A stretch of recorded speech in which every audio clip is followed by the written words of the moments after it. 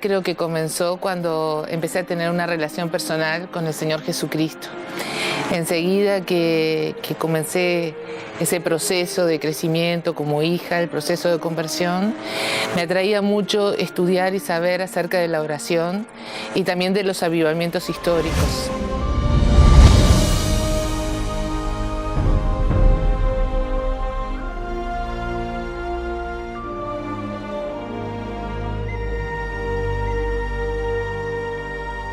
Y lo veía como algo natural y normal que cada cristiano tiene que vivir. Al mismo tiempo, era parte del equipo de Cruzada Estudiantil y Profesional para Cristo Uruguay, y en aquellos tiempos, en el año 84, comienzo del año 84, el director Rodolfo Galicia me desafió a desarrollar una cadena de oración por el movimiento estudiantil en Montevideo.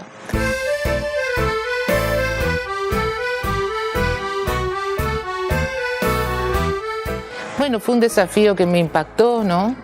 En ese momento pensé, lo primero que el Señor querrá hacer es en mí una mujer de oración. Pero junto con este desafío vino una invitación para participar del primer Congreso de Oración por la Evangelización del Mundo, que se realizó en Seúl, Corea, en junio del año 84. Esto sí fue una gran sorpresa, ya que en ese momento todos hablábamos del avivamiento que Corea como nación vivía y del movimiento de oración continuo que ya por décadas se estaba dando en aquel país.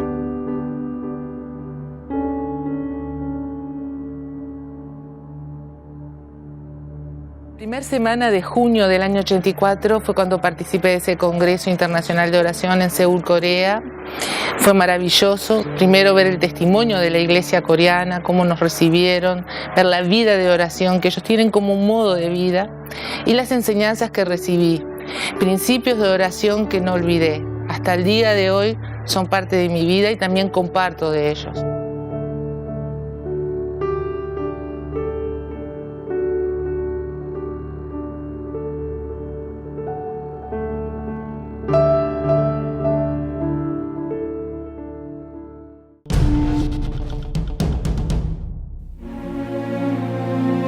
Y tuve allí en Corea dos encuentros con el Señor claves.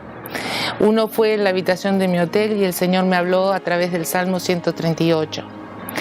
Allí pensé en Uruguay, pensé en nuestro país. El Salmo 138 dice que Dios mira de lejos al altivo y el salmista pide que la palabra de Dios sea engrandecida sobre su ciudad y sobre su nación. Y pensé que Uruguay estaba sufriendo por haberle dado la espalda al Señor, a su palabra y a sus principios. Y clamé porque la palabra de Dios en Uruguay fuera enaltecida. Al final del Salmo dice: Jehová cumplirá su propósito en mí, su misericordia es para siempre. Y también dice que el día que clamé, fortaleciste mi alma, me respondiste y fortaleciste mi alma. Eso fue una bandera para mi vida desde aquel momento. Ese fue el primer encuentro.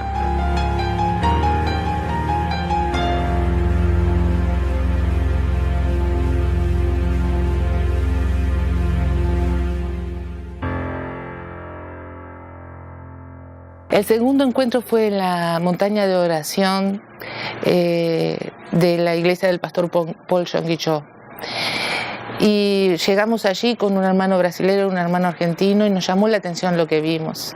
Había como cuartitos pequeños entre los caminos de la montaña. Caminábamos por ahí y sentíamos llorar, sentíamos cantar, sentíamos orar. Eran lugares para entrar para orar, que solamente podías entrar de rodillas, por eso eran bajos, eran pequeños. Así que allí tomé un tiempo con el Señor y en ese momento le entregué mi vida a Dios por un avivamiento para Uruguay. Así comenzó mi llamado a la oración por mi país.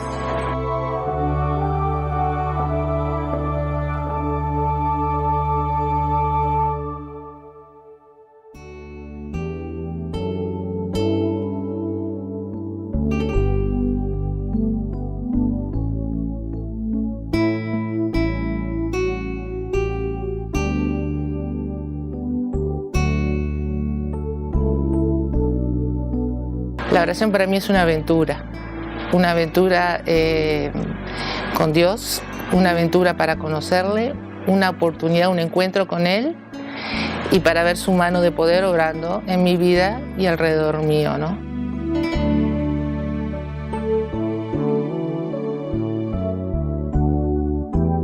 Uno de los principios de la oración lo encontramos en Éxodo capítulo 30, cuando Dios le dice a Moisés que prepare para el tabernáculo de reunión un altar, un lugar para quemar incienso. Incienso en la Biblia es la figura de las oraciones de los santos, que después encontramos en el libro de Apocalipsis. Y en relación a esto el Señor le dice: allí me encontraré contigo, allí me mostraré a ti. No dice allí vas a venir a orar, allí vas a venir a hacer oraciones. No, dice allí yo me encontraré contigo.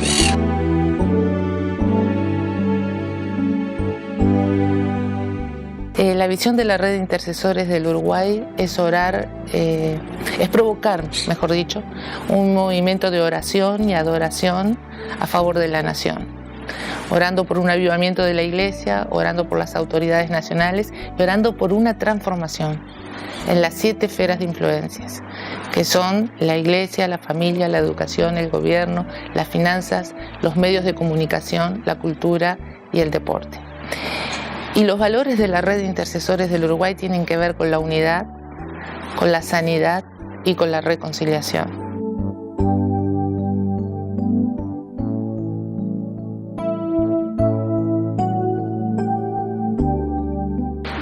Creemos que la unidad es un llamado de Dios imposible de cumplir humanamente. Es un llamado sobrenatural, una obra del Espíritu Santo.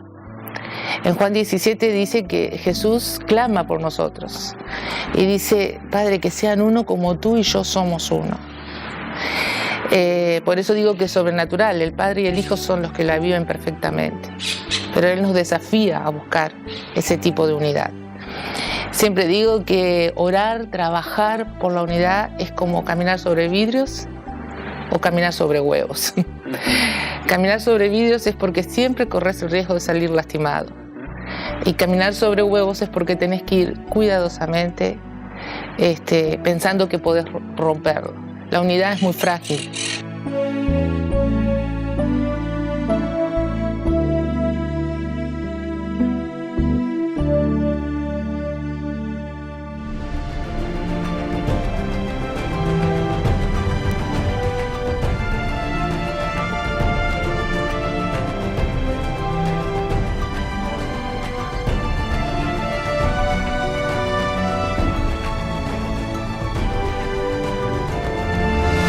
Tiene que ver con el corazón del ser humano. Yo veo por mis proyectos, ¿no? Y lucho para alcanzarlos. Es válido, pero el Señor nos llamó a ir más allá de nuestro corazón y de nuestras fronteras. Como mi pastor dice muchas veces esto: voy a orar para que a ti te vaya mejor que a mí. Eso es un acto sobrenatural, ¿no? Requiere un ejercicio espiritual, un ejercicio natural. El avivamiento a un país llega cuando un cristiano se arrepiente, primero, cuando ve sus propias faltas. Empieza por mí, empieza por ti, empieza por cada uno. Y el avivamiento es el resultado de sembrar acciones sobrenaturales, lo que no harías en lo común. Ir a pedirle perdón a un hermano, un amigo, un familiar, perdonar al que más te dañó, por ejemplo, ¿no? Lo común, lo natural no es perdonar.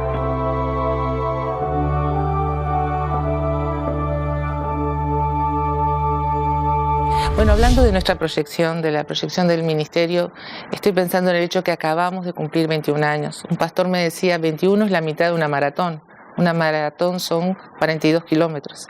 Así que vamos por la mitad del camino, con todo lo que eso implica. Bueno, el deseo de mi corazón y de nuestro equipo es más y más provocar un movimiento de oración que no cese, que no pare.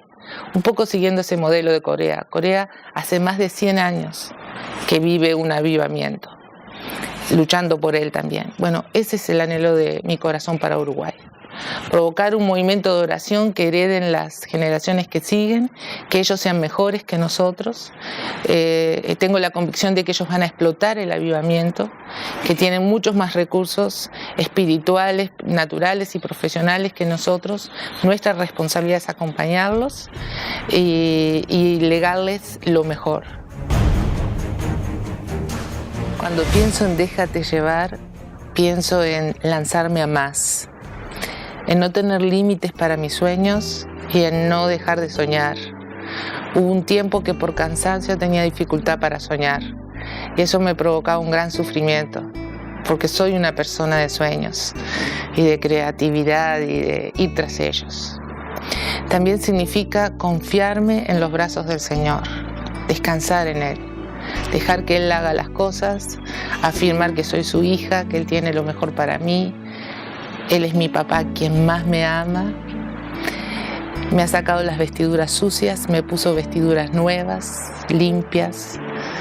Me puso una corona en mi cabeza, me hizo su hija, me dio su nombre. Así que déjate llevar, es confiar en su corazón de padre. Déjate llevar también en relación a los sueños, es no tener límites y no ponerle límites a Dios, es lo que más le pido. No quiero ser un obstáculo para Él. Yo sueño con que se desarrolle la red de oración de niños que ya tenemos. Ahora estamos a punto de comenzar con una red de oración de adolescentes. Tenemos la red de jóvenes. Hay mucho para desarrollar y para hacer, ¿no? Entonces, déjate llevar es dejar que el cielo venga a la tierra. Que Dios cumpla su voluntad en mí, en mi casa, en este llamado que Él me ha dado. Déjate llevar es ver las congregaciones de todas las denominaciones con esa visión de unidad y de avivamiento, todas como fuegos encendidos que no se paran, buscando al Señor y viendo fruto en esto. Cuando pienso en el mapa del Uruguay y pienso en un movimiento de oración, pienso en una red con nodos comunicados, ¿no? Suena una trompeta, hay que anunciar algo, hay que convocar. Y por último quiero cerrar con una palabra que Dios me dio hace 2 o 3 años, más bien la ayornó, porque es un texto bíblico que todos conocemos, Zacarías 4:6, no es con ejército ni con espada, sino con mi espíritu, dice el Señor. Me la dio un hermano, un escudero de nuestra red, que ahora está con el Señor, el hermano Mario Vaga, y como era tan conocida para mí, la busqué en la traducción en lenguaje actual. Y allí dice, no es necesario que seas poderoso, ni necesitas un gran ejército. Lo único que necesitas es mi espíritu. Yo soy el Dios Todopoderoso y te aseguro que así es. Para alguien que coordina un movimiento de oración, decirle que no necesita un gran ejército, decirle que no necesita ser poderoso es un golpe muy duro. Pero eso me dijo y me dice el Señor cada día. Cada día tengo que recordarlo. Dejarme llevar por su espíritu, por su dirección, por su voz, por lo que Él quiere hacer.